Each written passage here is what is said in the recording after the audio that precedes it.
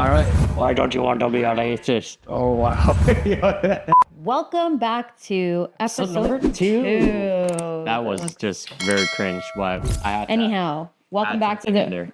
Okay. Sorry. Ren and Dean Show. It's still called Ren and Dean Show, podcast, whatever it is. We're still figuring it out. Shout out to our main guy behind the scene and behind the camera who's working his magic as well, because today's episode is on expectation versus reality. You expected us at the front of this table, but today we are at the back of it because we're just trying to figure things out. So let's get right into it.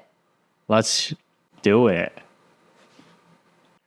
This guy and his animations. Anyhow, I'm setting an expectation of this is gonna be a really great conversation. all right. Let's see if Ren can bring the heat, because she couldn't handle it last week, right? No. Oh, Anyhow, the expectations around marriage. Let's talk about relationships, because Oh I think my that's huge. goodness. We're right here, right now. Did you have a lot of don't wanna hear it. expectations getting into don't this wanna hear it. relationship? I don't want to hear it. This, folks, is a trap. But I'm going to answer the question anyways. Did I have any expectations? No. Reality is, did Ren live up to the expectations? Why do I have to live up to expectations? This is where we know in any relationship, whether it's a job, your career, in even your parents' one. And I think I need to call this out for my brown people, because I think we have a lot of expectations and rubbed off expectations in a very not so great way, especially with our parents. There's a lot of misunderstandings. So, I mean, let's go back. When we were dating, did you have expectations of how you wanted this relationship to be? Not necessarily, because I knew what I was looking for. I had expectations for myself, if that just to put in some clarification. I did have expectations, but they were more for myself, because I feel like you can't have expectations on others, because you can't control how others react or how they handle situations. Like, each person is their own. The expectations I had for myself were more of like aligning with values, figuring out like what I wanted, making sure I'm going to be happy, making sure I found the right person for me when it comes to a relationship, and Reality is bringing it into reality and making sure. The reality is, I have found a gem of a person. But yeah, I mean, Ren, real talk though, Ren actually does push me, motivate me to be a better person, kind of challenges me. And you need that. You can't be stuck in your comfort zone, and you can't be just growing in that space, because you're setting yourself up for comfort and not going to be able to push yourself and grow as a person in general. everybody works their way up to that wedding day. Everybody has an expectation for that wedding day of like, it has to be this massive show and gesture of love and proposals and destination weddings. And but in reality, the marriage, we're in our second It's always year. a work in progress. That's the reality, right? At the end of the day, one of the things that came to mind when you talk about marriage is like, hey, when you're looking for your partner, you find a partner, you shouldn't go in with expectations, because like, let's just say Ren is the color red and I'm expecting red after we get married, right? However, if Ren is a different shade of red, that is the true Ren, right? But it was myself, like I bamboozled myself by thinking, okay, Ren is this red, that's why I want to marry her. If that makes sense. Like I'm saying, you set yourself, like the decisions you make. I chose red as a Reddit Ren. Wow. Well, if we can bring it back to, our generation who is, on social media. You have this fantasy. Fantasy life is what is expected, and they're trying to utilize that on setting expectations of everyone. The reality Please don't interject if you don't have a point. Yeah, the reality is, like, to have that fantasy wedding or that dream wedding, there's a lot of costs associated with that. Do you have the funds to be able to do something like that? That's a quick, easy point. Okay. Does that suffice in your argument? Kind of. Okay. Kind of. No, but you're right. There's a lot of budgeting. There's a lot of cost involved. But at the end of the day, it's the marriage, the relationship, the communication, the other elements of life that you put in and work towards every single day that makes your relationship your relationship. the expectation should really be communicate with your spouse, spend time with your spouse, make them your day-to-day choice, make a valid, active choice that they are your person, because it's also a choice to not make them your person. Yeah, expectations are just thoughts. Reality is actually putting pen to paper and making it happen. That's the difference, I would say, between the two. Right? Fair. Expectations are something that are manifested internally, but like there's so many external factors that play a role in that. The reality of things is we have to consider there's so many factors out there and we have to be realistic. Not everyone can drive a Lamborghini. Not everyone can be a movie star, right? But the fact is, like, there's people out there that are willing to set those expectations for them, whether it's like, hey, I'm only getting married to a movie star, or I'm going to be this, or I'm going to be that. And that's all stuff that's been driven into them. And like, it's things that they've inherited, or like they've built this image of what the perfect world would be.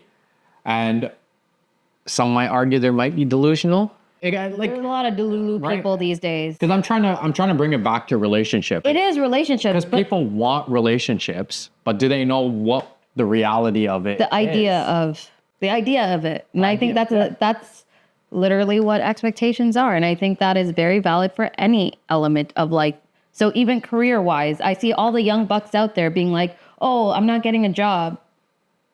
Okay, define the job. What kind of job are you looking for? What are you doing to get that job? If you didn't pursue school because that's not for you, what are you doing about it? If you're not finding a job title that fits your expectations, what are you doing about it? Go on and make your own. Create your own reality, because reality is nobody is trying to, they're not playing a charity game and say like, here's a card for you, for everyone, as to like, this is a job, let me give you a job. Nobody is doing There's no that. handout. And I have to bring value. You have to bring value. And the one thing I've realized is like, there's a lot of learned helplessness out there. Describe what learned helplessness is basically the expectation that someone is going to hand you something versus you going out and earning it or taking it.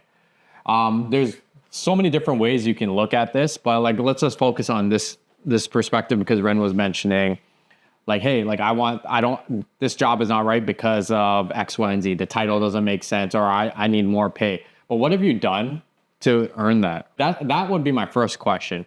When I talk to outside of entitlement, outside of entitlement, but like I look for experience. I look to understand, like, can this person do the job? Are they competent enough? Do they actually want this job, or are they looking to just like springboard off of it to do something better? There's a lot of ways to like slice and dice when you talk to people and to kind of get their true intention. So let's help people out here, okay? Because I know a lot of young people, like we coach, we mentor a lot of young people, or, people through LinkedIn look at our profiles and like they're reaching out to say, hey, how'd you get to where you are? Or I want to be more of this. People come out to me for startup business related perspectives. And Dean, you get a lot from a sales perspective as to how did you pursue sociology, criminology in school and then venture out into being a sales mogul. So in all of that, it's a matter of leveling out your expectations. We're not saying, lower down what you are looking for. That is not what is meant to be shared here. Don't look out for the handouts. It's a matter of seizing your reality and understanding, okay, what do I have control over? What don't I have control over? But what am I doing with what I have? Resourcefulness is such a key skill and characteristic that is missing in today's day and age. It takes time. That's the biggest thing. Like looking back at my career, I did criminology, thought I was always going to be a cop.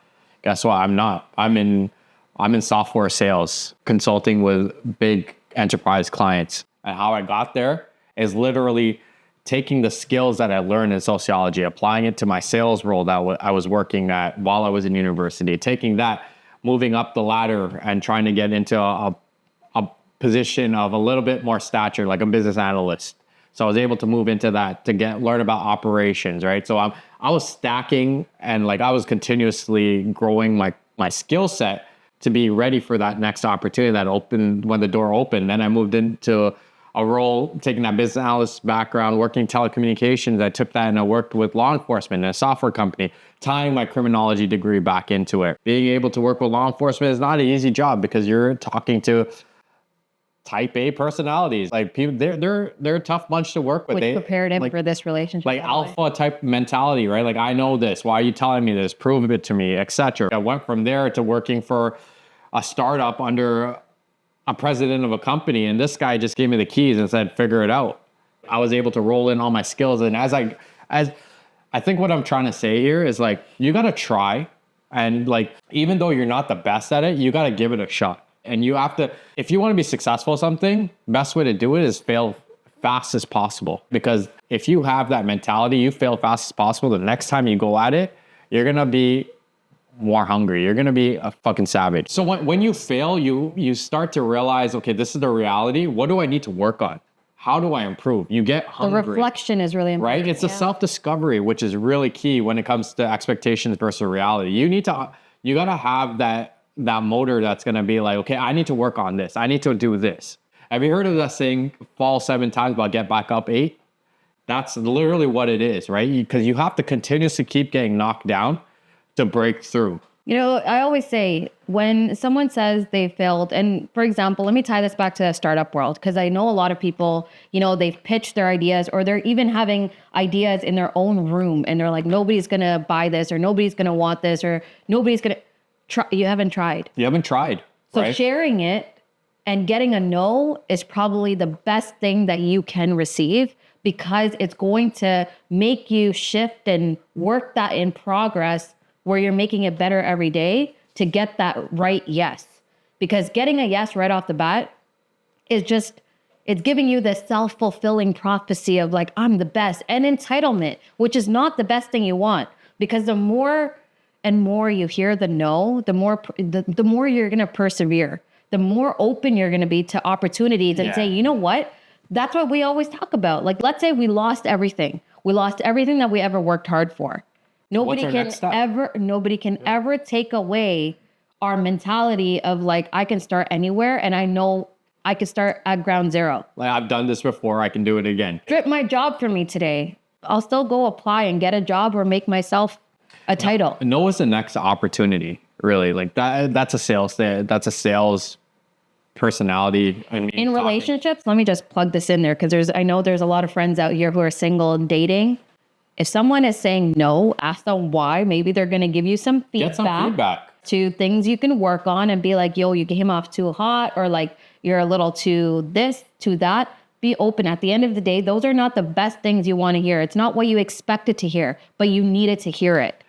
And I think one of the challenges these days is wanting to hear feedback, right? Unlike challenges in the sense of like, when it comes to reality, you got to be open to hearing the feedback, good or bad. Because you want to grow as a person, versus if you have expectations, you're going to be you set yourself up for failure, and not in the positive way. Like we're talking about failure as being a good thing, because you are delusional, and you won't accept other people's help. Are you thinking about a certain somebody as you describe this? No, I'm not. Who you're like, you are delusional. No, I'm not. I think of anyone. Maybe your dog. I was gonna say you, but I mean, our dog thinks she can get food all the time.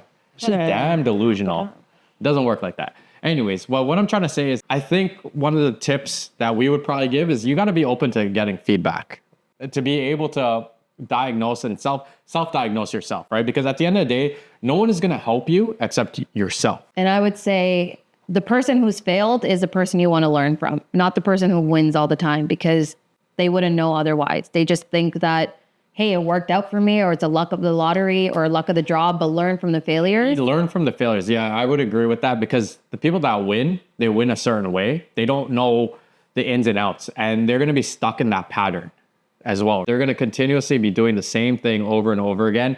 And yes, they may get lucky and it just keeps working, but you cannot duplicate that. You got to carve out what works best for you. All in all, right. Dean is definitely wanting to put out there that this is a Ren and Dean show, and this is a podcast. And Dean, it sounds like a Dean show, but I hope you'll tune in for the next episode and hear Ren and Dean on this podcast and episode. Thank you for joining us. Goodness. Get your expectation and your reality in check, because you're great. You're honestly great. Just look around you and tap into your greatness and congratulate yourself for that no and that rejection, because you're about to get this world on a whole different level. I think she's setting the expectation. The reality is you'll see me next week. Peace.